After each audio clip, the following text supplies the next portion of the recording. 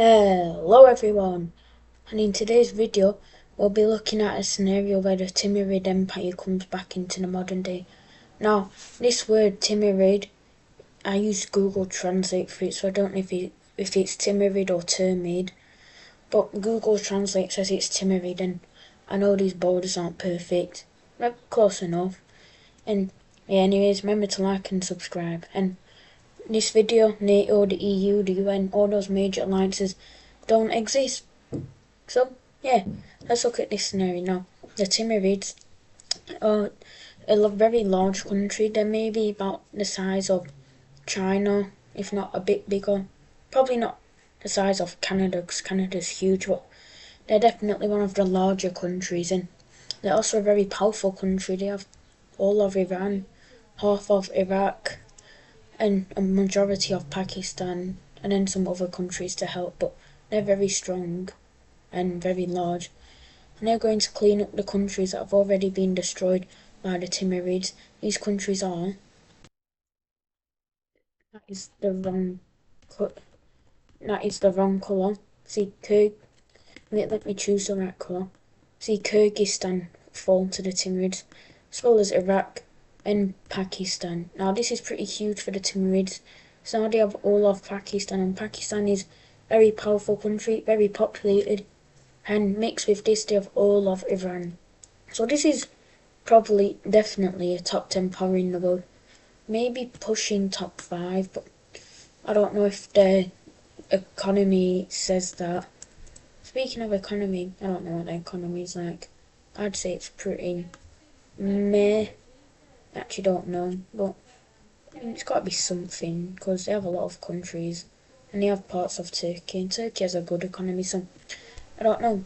And speaking of their navy, I wouldn't put any money on it. I don't know, I just wouldn't. Anyways, the Timurids are looking for more expansion. Now, they've took Kashmir, which is good if you're not Indian, but if you're Indian, you hate this because India wants Kashmir.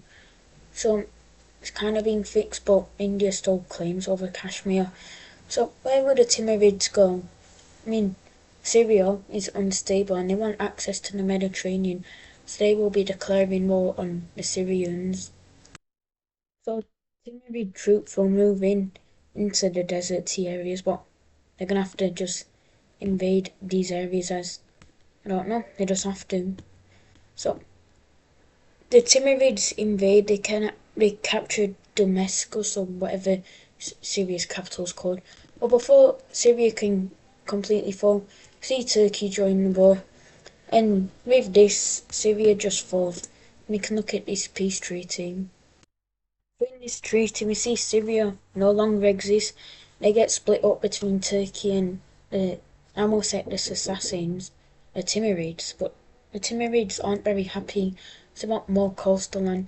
So they will declare war on Lebanon. And this brings in a lot of countries who want to try to stop the Timurids' expansion. So we've seen Oman, Kuwait, Jordan, Palestine join this war against the Timurids, and Israel doesn't join us. If they did, more countries would join. So yeah, anyways, the Timurids will go with their initial plan of invading the Lebanon, and they got very successful as they're able to capture the whole thing. But down south, they're not doing so well. Of course, the Timurids weren't expecting this, so Jordan, I hate this plan, and Palestine. Now, I'm going to remove the Palestine-Israel war. It's not happening. So Palestine and Jordan are able to make swift gains, even cutting Syria off from the main Timurid army. And Kuwait is able to do something. They're able to invade, but not much, as they're not strong. And Oman has just made a naval landing on the Timurids. And of course, the Timurids weren't expecting this, but after mobilizing their army, they're able to start pushing back. They push Oman almost all the way off the West Empire, but the Omanis are able to hold out. But over down here, it's not going so well, as the Timurids will just invade and Kuwait. And Kuwait will quickly fall.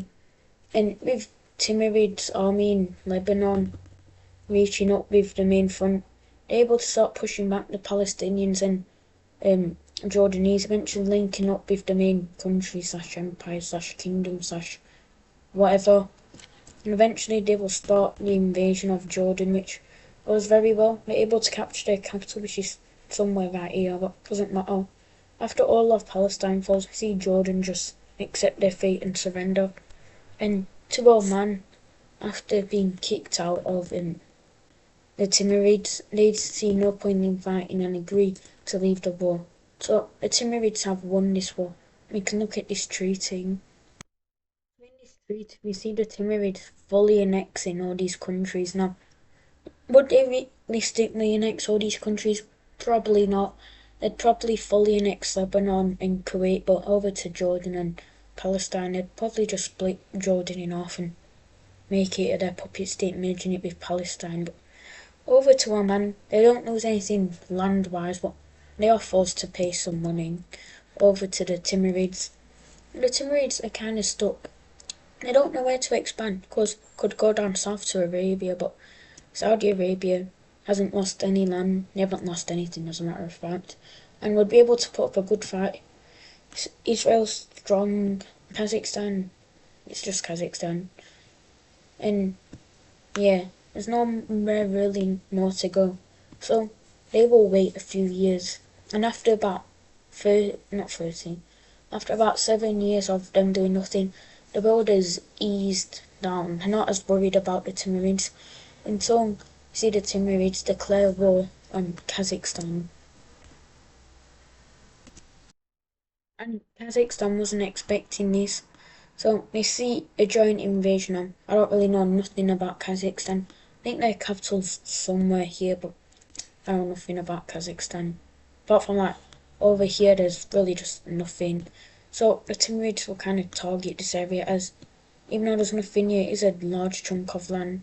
They will start following the border of China in case China tries to supply Kazakhstan, but eventually they're cut off from China, which, to be honest, China wasn't going to support them no matter what. I don't know why they just don't. And they connect up with this lake, and after this, we pretty much just see all this area here fall to the Timurids, as, again, there's nothing here and there's no one here, I think at least. Over here, we see the Timurids make advances, but they are seeing more, I can't speak. We see the Kazakhstan army being in this area, but it isn't enough as, first, Kazakhstan's not very strong, and second, they lose all this area of the European areas, and we see a full invasion of Kazakhstan. With this, we see Kazakhstan just surrender, and in this treaty, once again, we see full annexation by the Termites. Now, the Termites are, of course, fully annexing these countries as they want to grow their empire. They want to have a giant empire that no one could rival. And annexing these big countries will really help with that now. Because Kazakhstan's not very strong. But Kazakhstan, I don't think they're a top 4 each power. I might be wrong, but I don't think they are. So, I don't know what the use of annexing all of Kazakhstan will do, but there's some apparently. But at this point, a lot of countries don't like the Timurids expansion and how aggressive they're being. So we see an alliance formed called the Anti-Timurid Expansionism. And the countries in this alliance are Saudi Arabia, Oman, India, which is very bad as India is very strong, UAE, Qatar, Israel also joins, which is controversial, but they're strong, so it's better than nothing. We see Turkey join us. The Timurids have plans to invade Turkey, and they don't, and the Turks don't want, and the Turkish don't want that to happen. And finally, we see China and North Korea join this alliance. Now, this is a pretty big alliance, This is a pretty big alliance, and if the Termites want to have a chance of winning, they're going to need to recruit some of their own allies, but they're pretty unpopular. They are able to recruit some allies though, them being Greece, Cyprus, Egypt, Yemen, and Taiwan, Korea, and Japan. Now, this is a pretty big red team alliance, but is it strong enough? I don't know. Korea and Japan are pretty strong, but to like, Egypt and Greece is strong too, but to like, there is some pretty mediocre countries in this alliance, like Taiwan and um, Cyprus and Yemen. Yemen's actually not strong at all, to be honest. We do see Vietnam join this alliance and Sri Lanka, because of course they don't like India and Vietnam doesn't like China. So this is a pretty big like war. Well, it's not a war yet, but eventually we see the red team declare war on the blue team. So let's look at this war. Immediately, see Israel get invaded. Now, Israel is why is this white colour here? I don't know. Now Israel is a strong country, but against Egypt and the Timurids who are rushing them, yeah, they don't stand much of a chance. And over to Turkey, they lose thrice, but not Istanbul. And we see the Timurids invading Turkey as they know this war was coming. So they had a plan to invade Turkey, and this plan goes into motion as it's actually very successful. They're able to take a lot of Turkish land. But over to India and China and Korea. First of all, in Korea, what see the South Koreans with Japanese aid be able to push back the North Koreans. That's because China's not here. China arrives at this front line, and you see a stalemate. But over to China, they will first of all invade all of Taiwan. Now, Taiwan isn't strong, and they will start to invade Vietnam as they're able to take all this northern land, and Vietnam will go to guerrilla warfare, which makes it hard for China to push in. And eventually there's a stalemate over here, and I really hate this blue colour. It's not nice at all. But over to India, yeah, Sri Lanka stands no chance. Over to Yemen, no chance. So yeah, this is kind of cruel. But over to India, we see the Termites starting to invade parts of India as they get to this peninsula here and eventually cut it off from the main Indian country and just leave it by itself with and they have naval support. They have naval control over the area.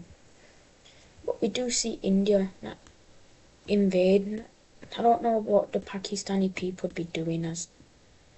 First India is trying to liberate them, but why is this happening? But on the other hand, why is this happening?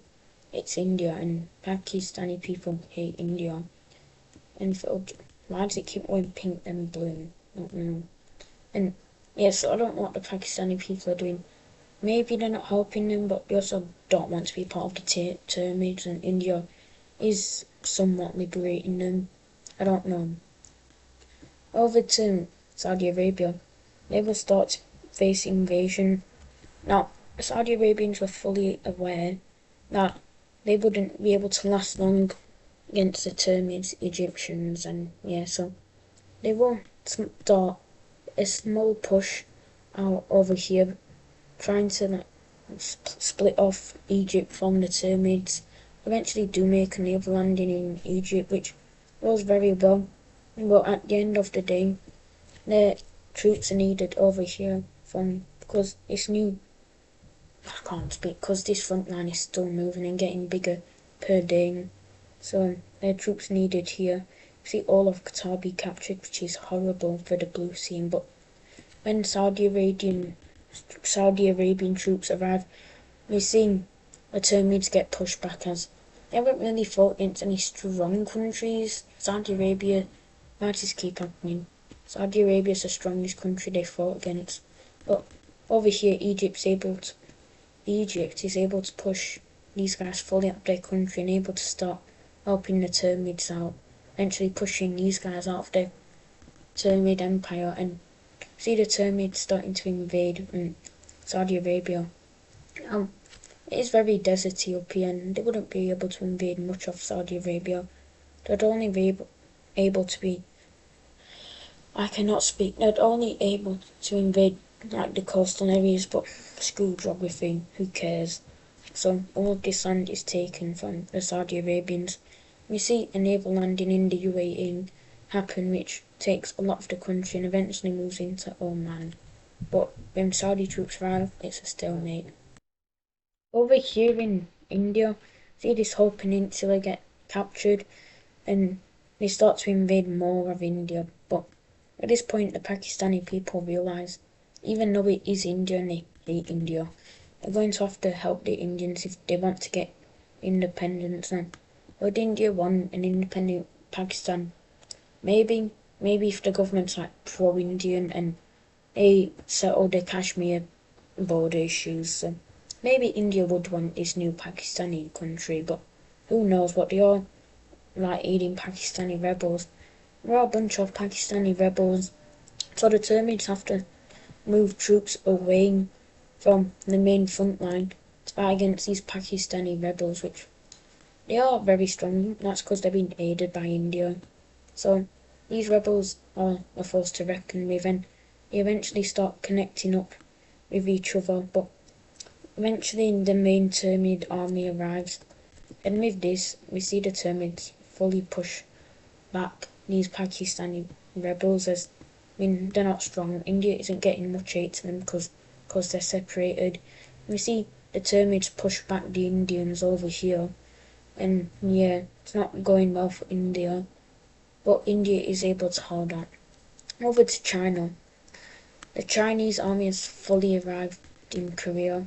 Not all of their army, because they need a lot of their army in other places like helping out India. It's very unrealistic. China and India hate each other, but they will put it aside to stop the Tirmurids, and South Korea will lose Seoul and will just get steamrolled. And Japan, would they get invaded? Probably not. They have a strong navy. But I'm going to ignore that and say this island here gets invaded, and Japan isn't doing so well. So they're starting to be invaded now. The US does have, like, they kind of protect Japan, but I'm going to get rid of the US in this video, as it'd be very, like, Japan would easily win. And I don't know what the USA thinks of the new Tirmurid Empire. I don't know, but eventually after Tokyo is captured, we see the Japanese surrender, and this is also highly unrealistic. I don't think Japan would ever be invaded. They were able to hold out in World War II, but I don't know. And some Chinese troops eventually move into like Kashmir, which actually goes very well. Now, Tibet and Xinjiang could like rebel away. They're not going to, as I don't know why, but they don't. And Indian and Chinese troops starting to move into the Tirmurid Empire at a very high rate. Even over here we see that China support some Kazakhstan rebels who take control of this entire lake. It is pretty impressive for them, and they will eventually start to move out, eventually connecting up with the Chinese border. And now the Tirmurids have to focus a lot of their army over here, as now China is invading, and they don't want this. But over here, it couldn't be going better for the Tirmurids. Greece takes Istanbul, renaming it to Constantinople, and Turkey's coast is fully taken along the Aegean Sea. And eventually, this city here will be captured. I forgot what it's called, and with this, Turkey surrenders. And it's not going well. So now troops can be moved into Arabia, which goes very well. They will start crawling down the Saudi Arabian coast, eventually retaking all of Qatar and meeting up with the UAE army, which goes very well. They're able to cut Oman in two and take this entire area until the Saudi Arabian army puts up a very strong defence. But day by day they are slowly losing their coastal areas till the Saudi Arabian army meets this army in a good amount, and they will fight and it will just be a stalemate. Over to India.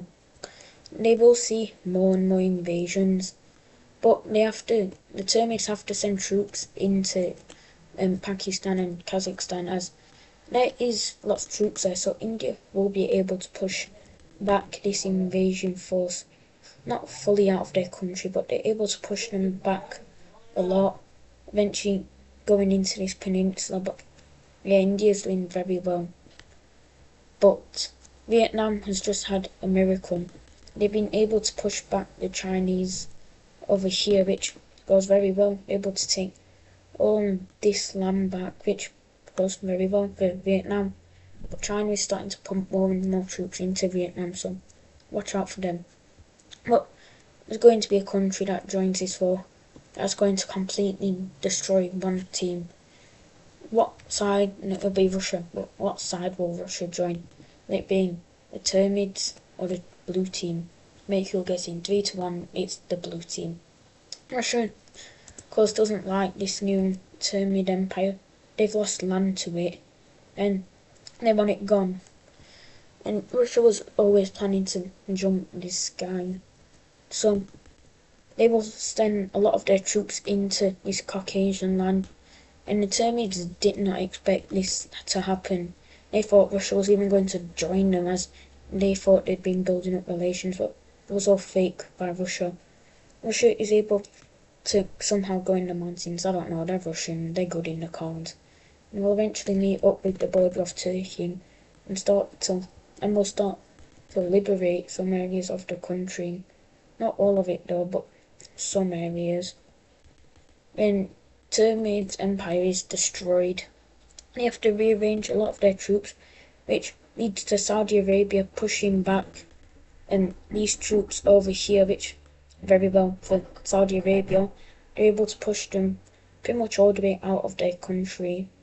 And over here, these troops are cut into and eventually starting to be squeezed out of the peninsula as they're forced to retreat all the way over here. And eventually they will settle to just stay in Abu Dhabi or whatever it's called. And yeah, they're pushed back all the way to the city. And the siege of said city will begin, which is very brutal.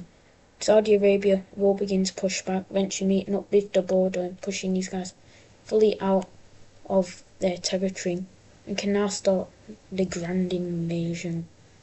They will try and get Israel back into this war, and eventually they link up with Israel, also splitting the Termids off from the Egyptians, which is very bad, as the Egyptians have been helping the Termids out a lot here. So eventually see Israel restore, which controversial to say the least, and Israel will start the invasion of Egypt, and Saudi Arabia is leaving this to Israel as they're capable, and I think they're stronger than Egypt. I don't know, but eventually with the Egyptian capital falling and the Nile River being taken, see Egypt just surrender.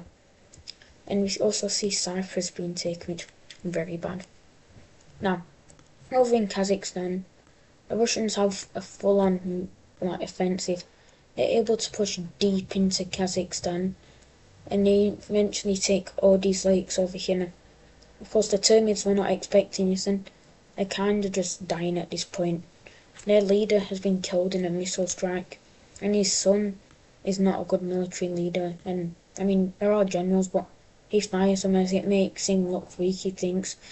And with this, he leads armies, which leads to Kazakhstan being fully captured, and even parts of Turkmenistan starting to be captured. Eventually, these two armies link up with each other, and with this, it's just a rolling method. The new king or emperor or whatever isn't able to save his country, and he doesn't want the generals back, as he thinks eventually he'll be able to win battles and win the war. But all of Central Asia is taken from the Timurids, and eventually we see Turkey restored. And with Turkey restored, they're going to invade Greece, and Greece isn't happy, but eventually Athens will be capturing Greece for form. And now it's not going so well.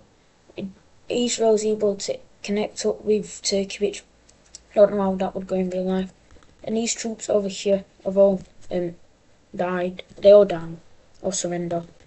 Eventually, India's able to push the Timurids out of their country, and with the Timurids eventually being on the defensive, and with the people not supporting the new king, new king will realise his mistaken, will bring back the generals which are able to actually meet up with the Caspian Sea, if I can make them link up. Yes, they don't. They push back the Russians up here as these Russian troops kind of far away from home. They eventually do meet up with the Caspian Sea. The king thinks everything's going well until some Russian troops start to cut off these troops. The Russians cut off a lot of Timurid troops, and throughout the whole front line, we see troops being cut off from the main front for the Timurids, which not well. Eventually all these troops are captured, and that was a large part of the Timurid army. And with them losing all their coast, the Timurids will surrender. And this is the first time an empire's officially lost. Now, over to Vietnam, they will agree to a ceasefire. But we can look at this treaty. And over in this peace treaty, we see the Timurids are destroyed. First to Turkey, they take all of this land here and a lot of Greece. They also take Cyprus and all these islands here. Egypt lost the Sinai Peninsula and has to pay a lot of money to this new union over here. Saudi Arabia splits up Yemen with Oman, and the Timurids are left to this. They're destroyed. And India and the new Pakistani government, who is kind of friendly to India, agrees with the border. They agree that this is the new border. China doesn't gain anything. There's a new union over here.